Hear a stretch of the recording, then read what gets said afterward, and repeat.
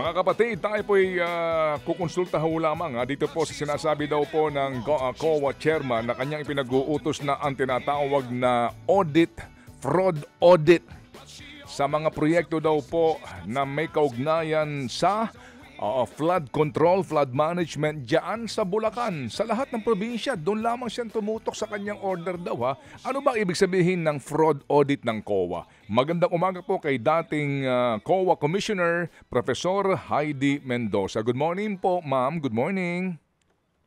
Good morning, Ted and DJ Chacha. Magandang umaga. Hindi na po, ma'am. Opo, sige. Okay, Heidi, if I may call you, ma'am. Heidi, ano ba ibig sabihin kapag ang sinasabi order fraud audit? Yan, ano ba ibig sabihin ng pag fraud audit? Ay, okay. Good morning din sa iyong tagapakinig, ano? Ang fraud audit, kumbaga, tagalogin ko nilang hinahanap natin sa audit yung mga tinatawag nating fraudulent act o yung mga parang pandadaya, Pwede ring financial statement fraud o kaya yung tinatawag nating asset misappropriation. So, ibig sabihin ito, sa audit, ang objective mo malinaw. Di ba napag-usapan dati natin iba't ibang audit. Ito ang objective mo ay malinaw. Nakatutok ka lang doon sa pwedeng mga act of fraud, parang o fraudulent act, yung mga tipong pandaraya, pagkilos na pandaraya. So, hahanapin natin dito yung tinatawag nating mga red flags. Ayan. So, yun yung ating fraud audit. Okay. So, naghahalangan ako to. Heidi, ma'am, ano ba ang regular audit ng COA? Talaga bang kapag sinabing fraud audit, meron ng mga sinasabing nauna ng red flag para ang maging order ng chairman mismo ng COA, fraud audit na please? Ay, oo, tama ka, fraud. Tama ka, fraud. Actually, ano ito? Kaya nga mas maganda yung fraud audit dahil nakatutok ka na talaga. Ang regular na audit ng COA, ang tawag natin ay financial and compliance. Kung saan nagkakaroon ng audit opinion. So, dun sa financial and compliance, titingnan ng financial statement. Ngayon, mayroon kasing ibang specialty ang nagko-conduct ng fraud audit. Mm-hmm. Resident auditor, pag nakita niya yung financial statement, mukhang may fraud ito ibabatin niya ngayon dun sa division, Fraud Audit Investigation Division. Mm-hmm. Dahil meron itong kakaibang expertise at yung tinatawag na natin yung mindset ng isang fraud auditor. Mahirap mangyari yan. Yung parang magaling kang umamoy. Mukhang may fraud dito. Oo, dahil base sa iyong karanasan at sa iyong training. Oo, totoo yun. Kaya very specific ang objective nito. Oo. Okay, pero ang tanong ko rin yun nga, bakit Bulacan lang? Opo. Pero Heidi, ma'am, di ho ba sa regular audit na ginagawa ng COA, hindi ba dapat doon pa lamang yung auditor maghahayag na ng kanyang mga hinala para hindi na maghintay pa ng utos ng chairman at sila na mismo ang magkusa na magkaroon ng fraud audit from the regular audit po? Totoo ka. Tama ka. Ginagawa nga yan ng auditor. Kaya nga pag halimbawa, regular na audit mo, yung financial and compliance na nakita mo na, parang merong kaya minsan, ako nung auditor ako, ikikwento ko lang aking karanasan. Pag nakita kong medyo malaki yung amount, at saka yan nga merong mga, ang tawag ko dyan, mga bingo.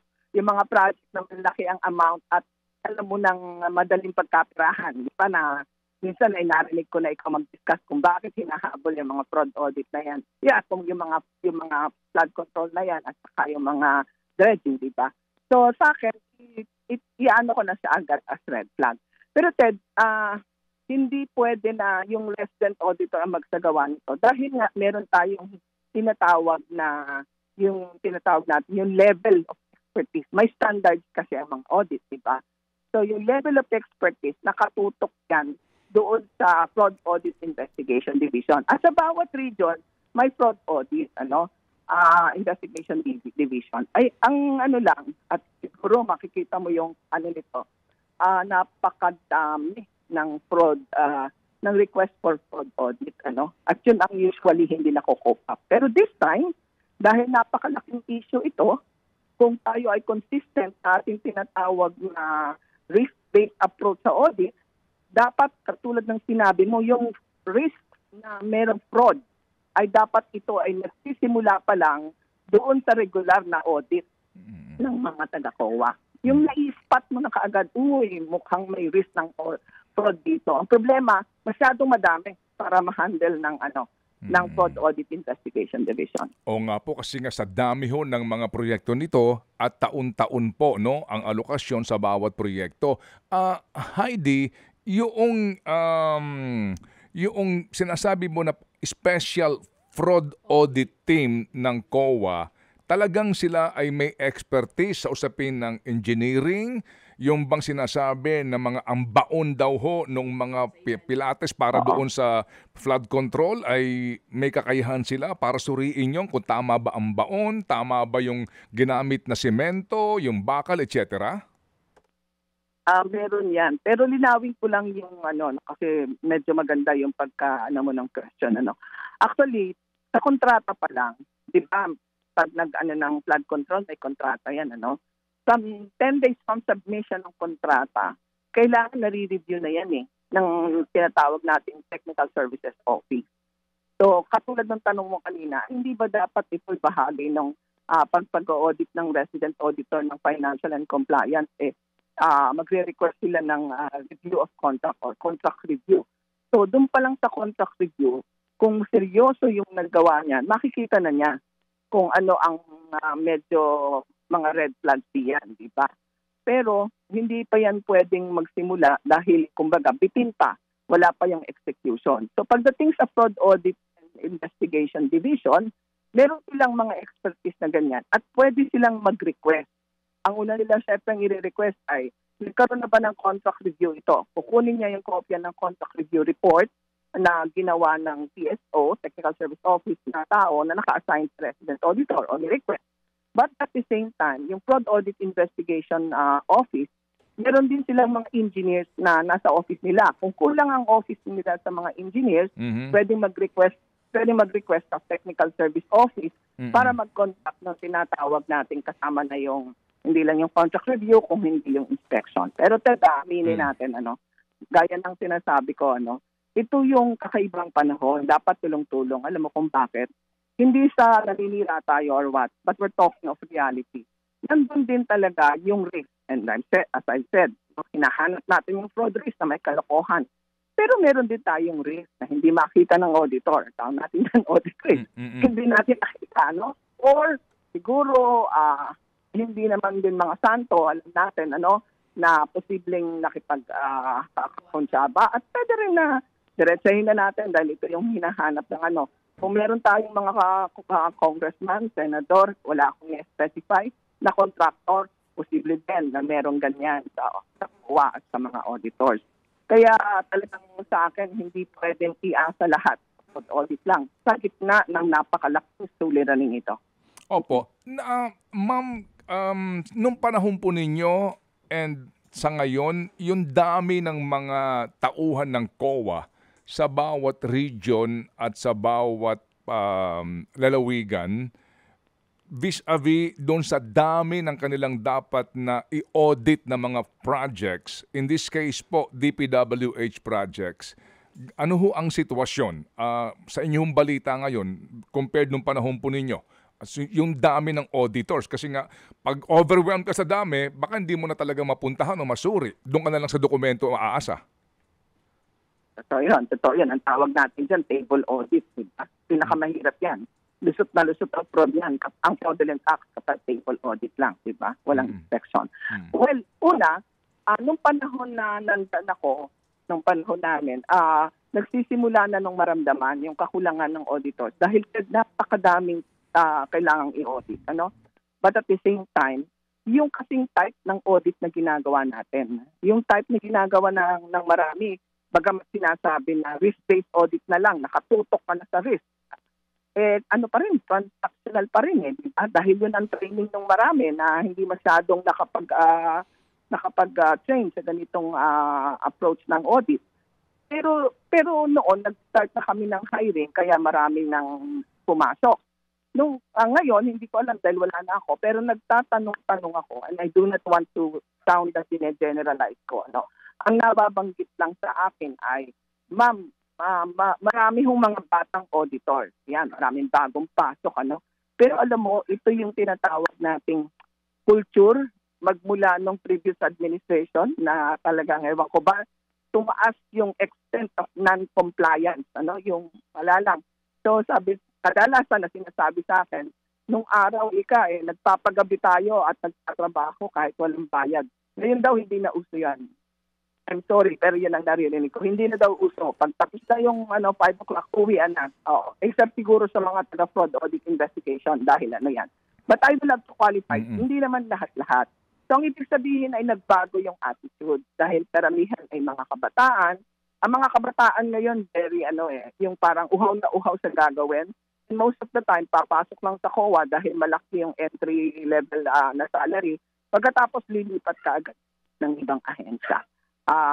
Din naman, yung iba talaga ay just like yung mga bagong nagpapamilya siguro, ang concentration ay siyempre makauwi agad. So, iba yung attitude. Hindi katulad nun na kadalasan nga ang COA maraming singles. Nakapag-asawa sa dami ng trabaho. Pero yun din kapag sinabi natin na tumaas yung opportunities for fraud at nasabayan yan ng kakaibang attitude ng may mga oversight, medyo mas malaki ang ating problema. At hindi ko sinisingle out yung COA dyan. Sa lahat-lahat ng government agencies, nakita natin yan. Opo. Sige, ma'am. So, ma'am, gaano ho usually katagal ito? Bagamat maybe subjective sa per case. Pero kapag po fraud audit, usually po gaano katagal itong prosesong ito para ho makapagsumite ng comprehensive report ang isang auditor? Medyo disappointed ako dyan. Kahit nung panahon namin, may problema na rin kami dyan. Ang fraud audit kasi napakahalaga nung tinatawag nating gathering of evidence containing the elements of a crime na ating posibleng i-file or ma-develop. But at the same time, yung tatayo sa court, di ba? So, maraming factors to consider. For example, meron diyang mga delaying techniques na, halimbawa, hindi ka makastart kasi wala pa daw yung document. Second, yung gathering of documents, hindi yan simple na magagather ka lang pag sinabi natin fraud audit, sinabi natin, nag-create kami ng team. Ano yung reaction dyan? Lahat ng ahensya na alam mo nang kakabahan dahil tatamaan, magsisimula na silang maghanap kung sinong pwedeng malapitan. This is the reality, no? So, sino kaya pwede malapitan, sino pwede makatulong. Pangalawa, yung may mga hawak ng dokumento, sigurado na yan. Hindi na mapakali ang mga yan, itatago, isirain, iwawala, whatever. So, ito yung challenge. I-announce mo na, fraud audit ako. So, the pressure begins, di ba? Magtataguan na kayo ng dokumento. So, unang part ng na finiface ng fraud auditor ay, siyempre yung risk na posibleng may pressure, posibleng may takutan, at posibleng may taguan. Yun muna ang sasabihin ko bago tayo mapunta sa kung ano pa man. Opo. So, ma'am... So, matagal yan. Yes, matagal ma'am. ang audit na yan. Yun nga po, so from a regular audit, mapupunta sa fraud audit. So, yun nga po binabanggit nyo, papaano kung may mga COA auditors na kasama din dito sa fraud na gumawa perhaps ng report na kompleto na yung project, yung pala naman hindi. So, ano ho yan? Yung bang fraud auditors natin sa COA, ano ho yan? Kumbaga, talagang independent, hindi siya maaaring ma-impluensyahan ng kapwa niya auditor o maging na nakatataas sa kanya kasi nga pinag-uusapan natin dito ay fraud audit including perhaps yung mismong naging unang audit ng regular audit na taga-COA. Okay, maganda talaga yung tanong mo. Totoo yun, para tayong nasa buwan kapag sinabi natin yan. Kasi ang totoo ay ganito yan, kaya tayo nagawa ng fraud audit investigation, Hindi nga pwede na taga-region yung mag-iimbestiga kasi nga ini-expect nga natin na posibleng may kumari siya, may kamag-anak siya na taga-ron, Kaya kadalasan, ang bagamat mayroong mga fraud audit investigation division sa mga region, ay nagre-request pa rin ng taga-central office. Pero alam natin yan, katulad ng sinabi mo, hindi yan immune from influence, influence from the higher up at napakahalaga ng tinatawag na tone at the top. Ano ba yung tone at the top? Meron bang insentibo? Meron bang lakas ng loob ang mga auditor? na magtaya ng lahat ng meron sila? Alam ba nilang susuportahan sila ng mga taga-COA management? Ano? Not implying anything. Mahalaga yan eh. Alam mo kung bakit. Kung ikaw yung auditor ng fraud, alam mo yung extent ng gagawin mo. Alam mo yung pressure at posibleng fear na mangyari sa'yo. Ang una mong kakapain, paano kaya ang lagay pagdating sa aking team? Susuportahan ba ako ng team ko? Susuportahan ba ako ng office ko? Susuportahan ba ako ng higher management ng COA? Ngayon, pag sinabi natin na medyo yung environment, yung mga kabataan ay parang hindi masyadong nag-extend ng overtime na walang bayad or something, o hindi sila ganong katindi or katutok sa mga tinatawag nating audit, like in the past, siguro titingnan talaga dyan, ano yung kultura na meron ang Commission on Audit ngayon. Yun. At ano ang tone at the top. The tone at the top is very important. Kung babalikan natin, nung ako yung auditor, yan yung hinahanap ko, di ba? Yung tone at the top. Kaya talagang nag-whistleblow until after naging commissioner tayo, nakita natin kung gaano kahirap. Alam niyo kung bakit? Ang tagal-tagal ng audit, na-explain ko na, mag-audit kayo, sabihin natin, isang taon. Susulatin yung report. Sa pagsulat ng report, ayan, pumapasok dyan yung mga tinatawag nating influence. Pag-review pa lang ng report, halimbawa, hindi ko nilalahat, sa review ng report, sasabihin ko niya rin, parang walang ebidensya ito. Siguro baguhin natin. Ayan yung mga tipong simpleng approach. Diba? Okay. Now, kung yung auditor ay medyo matapang, di siyempre hahanap pa ng ebidensya. Hindi kasi ganito yan eh. At saka meron akong nakuha na ganito. So, aakyat kayo ngayon sa mas mataas sa inyo, director, di ba? Ngayon, titingnan mo, saan papanig ang director? Makikita ba niya yung punto ng auditor or kasama ba siya dun sa And the process is, of course, bago mo i-release ang audit report, magkokonda ka pa ng exit conference. Sa exit conference, due process ito eh. Requirement ito ng batas, at ilang beses na napapag-usapan sa Supreme Court. Kapag sa exit conference, mahabang usapin pa yan. Hindi yan basta-basta papayag na, okay, conference tayo bukas. May pa-delay pa yan. Pagkatapos pagdating sa exit conference, hihingan mo pa sila ng management comment. Pagdating ng management comment, a-analyzing mo na naman yon. So, bigyan mo pa ng mga 6 na buwan.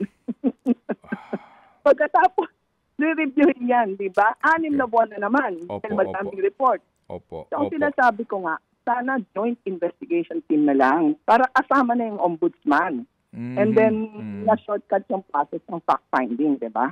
Opo. Tone at the top, kaninyo, madaling sabihin ito pero sa actual, mahirap na yung gagawing fraud audit and dadaan pa sa ibang layers bago isa publiko yung ginawa ng fraud auditor. And then dito, yung binabanggit mo na kung ano ba ang paramdam nung nakatataas. Ma'am, hindi naman maitatanggi, di ba, na sa ngayon, di ba, meron tayong chairman at may 2 commissioners, di po ba ng COA, no? Oo. Paano nga, kapag ang pinag-uusapan din natin ay yung kung may mataas na opisyal ng COA na ang kanyang asawa kontratista. Ang kanyang asawa. Kilala ko ba yan? I mean, ito yung realidad, di ba? Paano kaya yung ganun kung sila naman to magkakakumpare, inaanak, di ba? Ninong mo sa kasal itong dapat mong i-audit. Paano kaya pag ganun ang sitwasyon, ma'am? Kaya nga yun ang sinasabi natin na mahalaga yung tone at the top eh. Dahil yan ang mag-i-influence ng attitude ng mga auditors sa baba. Babalikan ko yung madalas sabihin, di ba?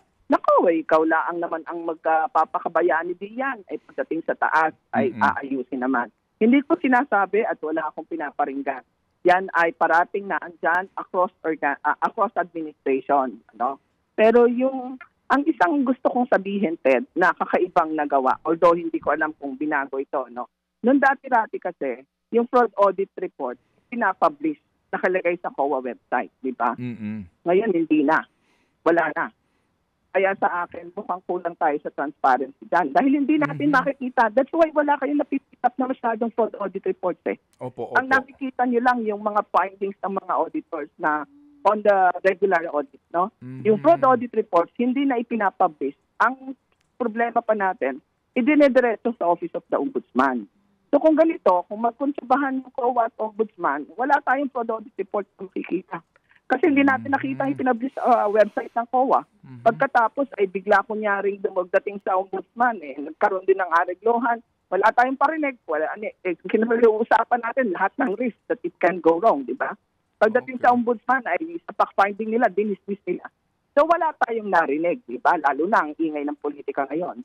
Sana man lang, dumalik tayo dun sa dati ng ating fraud audit report ay naandyan sa website at nang nakikita ng ating mamamayan at nang nasusundan. Kaya marami ho tayong talagang babaguhin. Ngayon, wala . Hindi pinopost ang fraud audit reports dahil ang sabi nila, hindi pa daw nako-convict, hindi pa na nahuhusgahan, hindi pa na nadidesisyonan yung ay nahuhusgahan na yung mga pangalan ng mga taong nasa audit report. Pero sa United Nations, ang experience namin nun, nire-redact ang pangalan, di ba? Wag mong i-justify na dahil maraming nasasali na nahuhusgahan. Sa Tory naman, merong mga walang kasalanan na pirma lang ay napapasama dyan sa napapahiya, etc. But there is another way of doing that. Yun nga yung sinasabi kong reduction. Yung copy na ipapublish mo, redacted copy. But you have the original copy so that the public can monitor. Kasi kung ganyan, walang nakalagay sa COA website, diretso sa ombudsman. Pag nagkuntsabahan yung COA at ombudsman, remember, parehas na constitutional bodies yan. Mahirap bantayan yan. Wala na, kawawa na ang mamamayan.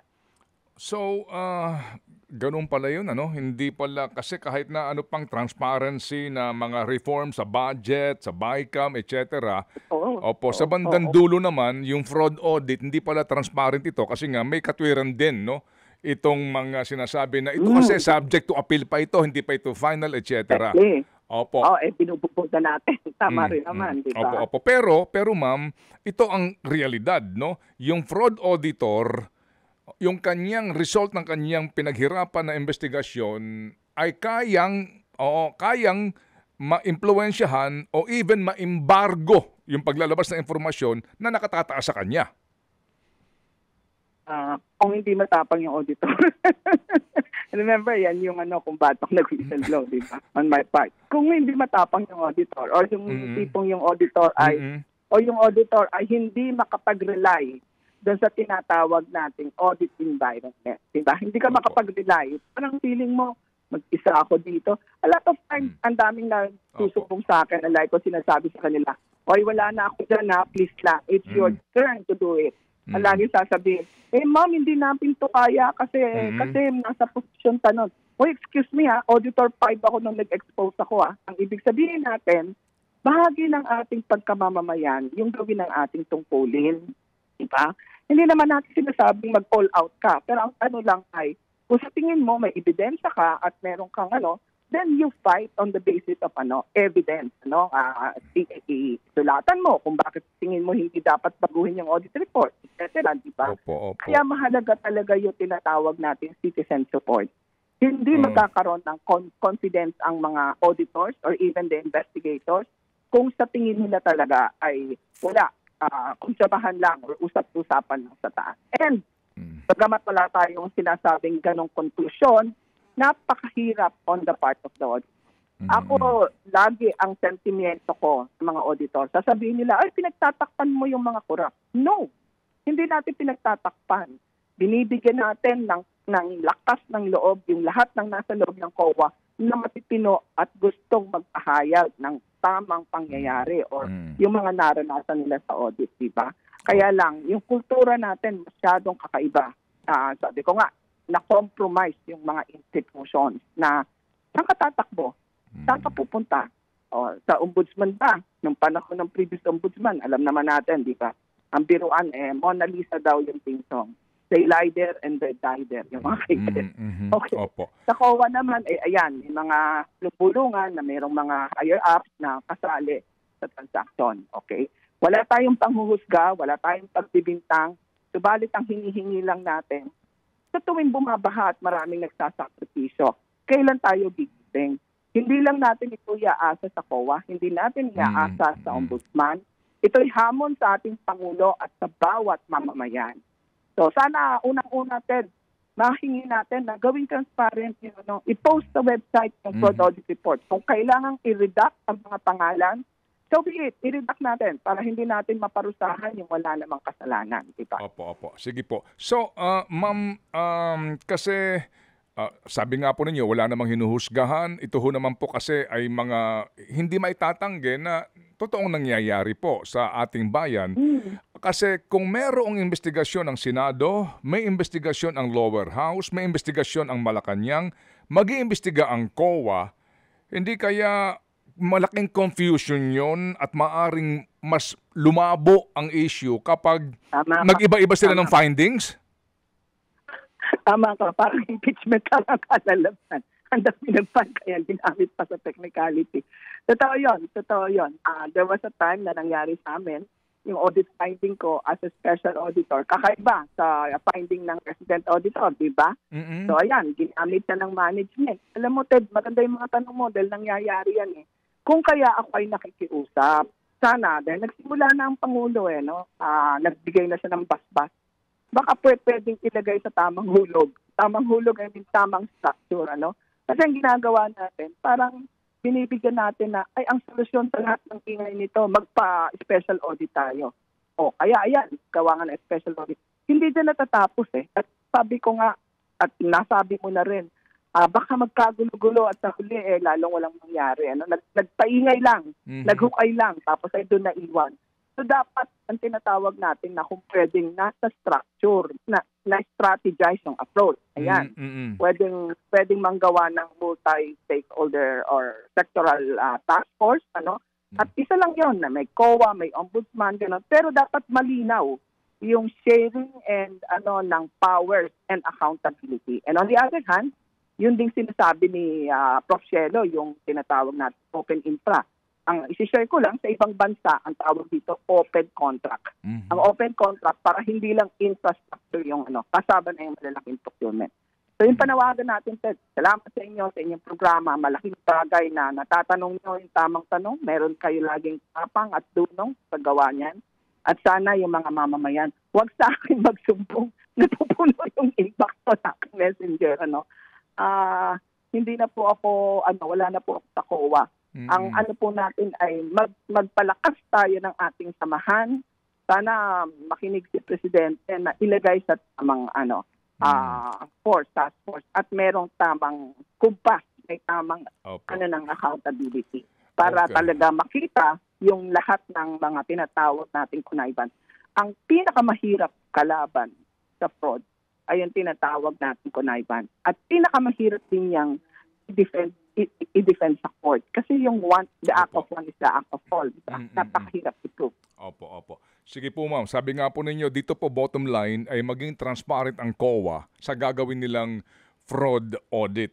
Kasi doon sa mga malisyoso ang isip, maaari din sabihin kasi na maaari kang bumuo ng fraud audit hindi para malaman ng katotohanan kundi para guluhin ang issue. Okay, babalansin ko lang ng konti kasi baka sabihin, ano ba ito sinasabi ni Mendoza? Pag sinabi mo kasi na maging transparent sa audit, in a way, hindi during the audit kasi nga ito yung fraud so hindi mo ina-announce yung, ako mag-inspection bukas, ganito, ganon. Sabi lang natin ay, siguro ano na yung proseso and then, asan yung audit report? I-post natin sa website. Yung kung result, kailangan i-redact ang mga pangalan. Oo. At saka siguro ilagay din natin sino-sino although magkakaroon ng pressure and political pero kung minsan kailangan dahil para medyo may public di ba? Sabihin natin, ito yung team na mag-o-audit. Ay, di siyempre, ginising na natin lahat maghahanap ng mga kakilala. Opo. Sige po, kumbaga, yung pong transparency na hinihingi nga po ninyo, sinasabi ho ninyo, kapag tapos na po ang kabuuang report, i-redact lang ho yung mga personalities involved pero yung pong kabuuan ng report dapat maging transparent nga. Yun po sinasabi po ninyo. Tama ka, Ted. Tama ka. Malaking bagay ito. Sana ay simulan na ngayon dahil napakarami yata ng mga fraud audit na ginawa na hindi na yata ng publish, di ba? Para sa ating babantayan, yung COA at Ombudsman, hindi isa lang o hindi selective.